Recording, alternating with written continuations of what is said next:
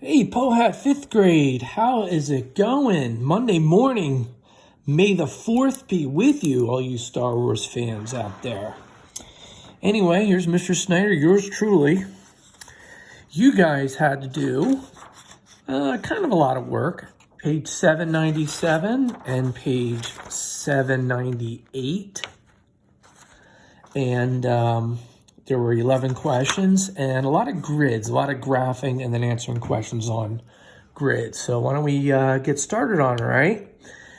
All right, so we have right here Tanya on the top. First page, let's read the question here. Tanya marked a grid in her garden. She planted a rose bush at 3-1. Well, you know what? Why don't we do this while we're going through here? So 3-1, and it looks like we're talking now about east and north, but we're still going to be doing the same order. 3 to the right and then up 1. So that's going to be the first one. And how about I put the coordinates in there, make life a little bit easier, okay? She moved 2 feet east and 1 foot north and planted a second rose bush. Let's do it. She goes 1, 2 to the east and goes up 1. So it looks like I have this coordinate is at 5, 2. She continued planting rose bushes so that each bush is 2 feet east and 1 foot north. All right. So how can a coordinate grid help you reason about the problem? Well, this is going to help you find the location of the rose bushes. Okay, we're basically making a little picture here of the rose bushes. All right. So number 2, draw and label the locations of the first 4 bushes on the grid. Let's get that out of the way and then we'll finish the question. So I did 2. Let's do 2 more. Over 2, up 1. And let's label that guy. That one would be 7, 3. Let's go over 2 and up 1. This guy would be 0.9, 4. There they are. Do Tanya's bushes lie in a straight line? I think I would say yes. They do. And how do you know we drew it? Okay. What are the locations of the 5th and 9th rose bushes? Well, I could graph them. I have a feeling, though, a lot of these are going to be off of the graph. So we're going to have to do some skip counting. So here's the 4th one. It's at 9, 4. Let's get to the 5th one. So I'm going to add 2 to the 9 to get 11. And I'm going to add 1 to the 4 to get 5. Okay, so here's the 5th one. All right, and now I'm going to skip count. I'm going to skip the 6th, the 7th, the 8th, and I'm just going to worry about getting the 9th. So let's add 2 to the first number. So 13, 15, 17, 19 would be the east or the x coordinate of the 9th one. And then let's just add 1 to this guy. 6, 7, 8, boom, 9. So that 9th rose bush is at 19, 9. All right. All right, the bottom part. A marching band uses a grid to determine the members' positions. Juan starts at 2, 2. So let's put it in there.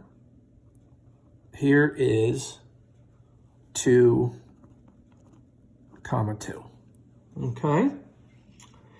Every 15 seconds, he moves 4 yards east and 3 yards north. And let's do a couple of them. I think they're going to say they're going to want the first 4. Let's get some in there and then maybe we can help and see. So it looks like we're going to go 4 yards this way and 3 yards up. Are you ready? 1, 2, 3, 4. 1, 2, 3. So I'm right there, and I'm at the point 6,5. Let's go over again. 1, 2, 3, 4, and let's go up. 1, 2, 3, and I'm at the point 10, 8. And I'll go do the last one. 1, 2, 3, 4. 1, 2, 3. I'm right there. I'm at 14, 12. All right. So how can you model the problem? Well, draw the points. Put in the points. Label and draw the points. Okay. Now we already did this. For number 5, we already put them in there. Do the points form a pattern? Yeah. How can you tell? You draw a line, and they're all on the line. And for those that don't know, the pattern is we're going to the right 4 and up 3. So I'll go 4, 3. Okay? All right. What will Juan's location be after 60 seconds? Let's take care of that guy first. So you ready? He starts here, and every 15 seconds, he goes to the next dot. So let's see if we can get it. So here we're at 0 seconds, okay? After 15 seconds, he's at this one. After 30 seconds, he's here. And after 45 seconds, he's there. So for 60 seconds, we're off the grid. So we got to kind of do some skip counting, kind of like the way Mr. Snyder did it up here. So after 60 seconds, he's got to go one more here. So I'm going to add 4 to the 14, and he's going to be at 18, and I'm going to add, hey, Mr. Snyder made a mistake here. That's supposed to be the 11. Thank you for catching it. I don't add 4. I'm adding 3 to each of those. Oh, well, there's the one mistake on YouTube. So the next one, 14, 11, add 3 to the 11 takes us to 18, 14, all right? So here's the guy for 60 seconds, all right? Then I have to go to 75 seconds, which is not part of the question. And then finally, the answer that I want is at 90 seconds. So we have to add a couple more. We have to do a couple more. So let's add 4 to 18. I'll get 22 for this guy. And let's add 4 more. You're going to get 26 for the one after the 90 seconds. Let's add 3, Mr. Snyder, to the 14. That'll take us to 17. And then let's add 3 more to the 17. And that'll give us 20. So after 90 seconds, he's at the coordinates 26 and 20. And how does it help you reason? If you would continue this, it'd still be on the line. That's how it's kind of helping you. All right. All right. Next page. Last page. A couple of questions. We're talking about a toy company with Rozo Robot. Rozo is 18 inches tall and weighs 2 pounds. Employees of the company marked a grid on the floor and set Rozo at 2,5. You know what? I'm going to do that right now. I'm going to put a mark at 2,5. And now it looks like for this one, I don't have a lot of room here to put in all the grids. I mean, I could. So let me see here. Let me think here. I have 1, 2, 3, 4, 5, 6, 7, 8, 9. And I have enough this way. I tell you what I'm going to do. This one's not labeled. I'm going to do these by ones. Now, you might have done it by twos, you might have done it by fives, but I'm going to try and keep our graph simple so that we can get a couple of coordinates in. We're not going to get a lot in. We're going to have to do some skip counting anyway. So anyway, Roseau is at 2, 5 to start. So 2, and then I got to go up to 5. So here he is at the beginning, 2, 5. Yours might not be there. Yours might be down in here, might be down in here. But anyway, that's where mine is. And Roseau, the robot, is walking 3 yards east and 4 yards north each minute. So how about I do this? How about I do 1? I might be able to get 2 of them in. 3 to the east, 1, 2, 3, and then go up 4. 1, 2, 3, 4. So that guy is going to be at 5, 9. 5, 9. And I think I'll be able to fudge it a little bit, and I'll get a third one in. Let's do one more, and then we can see the pattern. We're just adding numbers, basically. So from this guy, I'm going to put 3 yards east, 1, 2, 3, and I have to go up 4. 1, 2, 3, 4. Okay, I am off the grid there, but that's all right. I'm adding 3 to the first number, so he's at 8. And I'm adding 4 to the second number, so that's going to give us 13. And again, we got a line. But the question they're asking is, what will Roseau's location be after 7 minutes? I think we're going to get in here in a minute. Actually, question number 11 is going to do it. All right, but anyway, let's get on with this here. Number 7.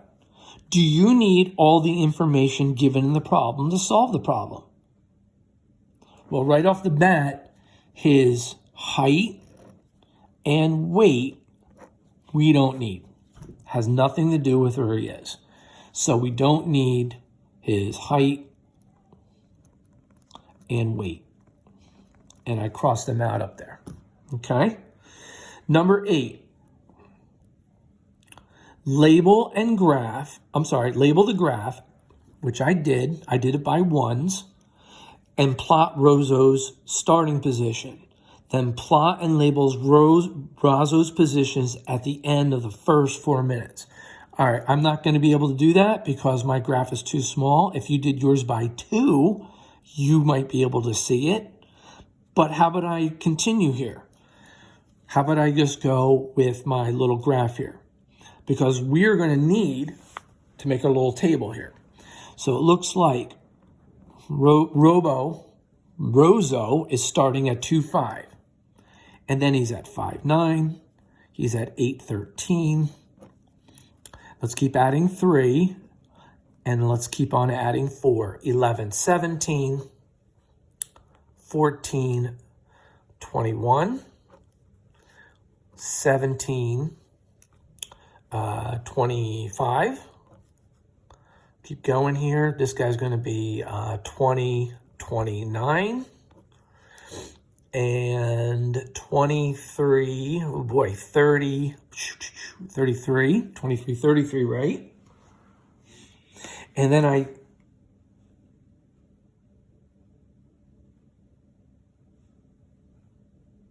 on a minute. Oh, yeah, there it is. And I think I got to do one more. Wait a minute. Let me count them up. You ready? Let's see if I got 7 here. All right, so 2.5. This is at 0 minutes, right? Because that's where he's starting at. So he's starting here. And then after 1 minute, he's over here. So here's the 2nd minute, the 3rd minute, the 4th minute, the 5th minute, 6th minute. Ah, good. I got it. Okay? All right, the end of first 4 minutes. Let's get to question number 8. Where is he at the end of the first 4 minutes? 1, 2, 3, 4. Here it is. He's at 14.21. Now, I can't show that one, but it would be all the way up here on my grid. I don't know if you guys can see that. So I'm not going to show it. I'm just going to use some skip counting because I only did these by ones. If you did them by twos or fives, you would get it on there, but I didn't. What tool would you choose for drawing a line between points on a coordinate grid? You would obviously use a ruler, or the book sometimes just calls it a straight edge, okay? You guys still see these. All right, number 10. Describe a relationship between the coordinates and the points that represent Roso's locations. So, in our X, we're always adding 3. Right? And for our Y, although you could be calling it north, all right? But I'm going to call it the Y. What are you doing? You're always adding 4 or increasing by that much, all right? And then finally, number 11, I already did it up here. After 7 minutes, the robot is at the coordinates 23, 33. How did I do it? I skip counted. Or I made a little table or a chart. You guys might have done the same thing, or you might have plotted the points. Who knows, maybe you did both. But anyway, there you go. There's your homework assignment. Hopefully you guys did pretty good. I think you're going to be doing a little bit more. You're going to have another small assignment. I also think you guys are going to be getting a little quiz again. And then I think we're going to do a little review work. And then probably maybe by the end of this week or beginning of next week, you guys are going to have a little test. And hopefully you guys do well on that, okay? All right, kids. Anyway, that was a long one. Hope everything continues to go well down there in Pohat. I'm okay. And, oh, by the way, if you guys are checking the announcements, I'm doing the announcements for Wednesday this week. So you can hear more of my melodious voice on Wednesday when I do the announcements, all right? All right, kids, Mr. Snyder is over and out.